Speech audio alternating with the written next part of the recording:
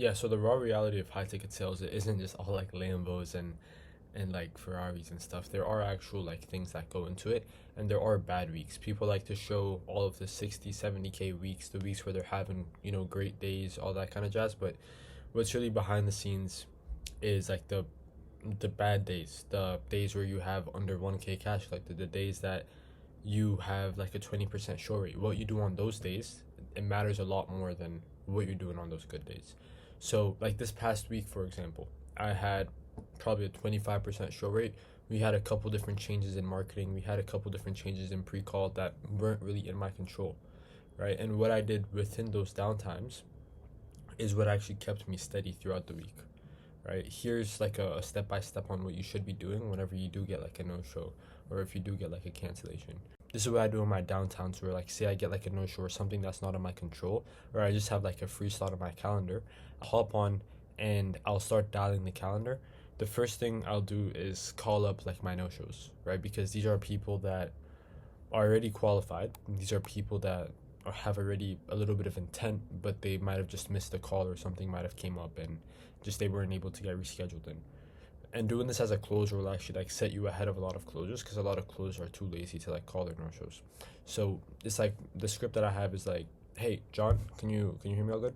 Yeah, it's just Luke here from XYZ company. How's everything going? Yeah, cool. I just wanted to reach out because you had a call scheduled with the team about 4 days ago. I think something might have came up for you. Okay, cool. And whenever it comes to that, we can possibly get you rebooked. Just so like I'm not assuming, what were you possibly looking for some help on whenever it comes to X? The reason that I go right back into this is because the last thing you want to do is just set them without like a problem, set them without a reason to show up to the call, because then they're just gonna think, what's the point of me showing up and wasting like an hour of my time, right? Whenever you have like an actual in-depth problem for them to fix, that might have been the reason that they didn't show up first because they didn't have an actual problem.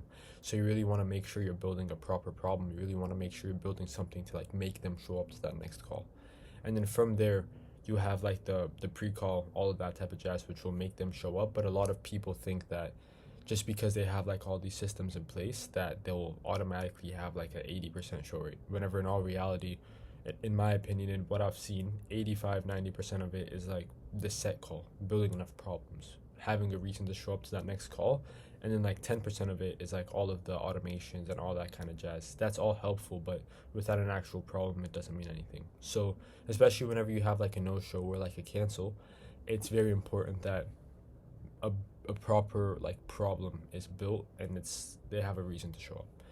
So that's how I do my no shows and my cancellations. If you guys have any questions on that, feel free to drop down in like the comments and I'll get them answered for you. But yeah, I'll see you boys next time.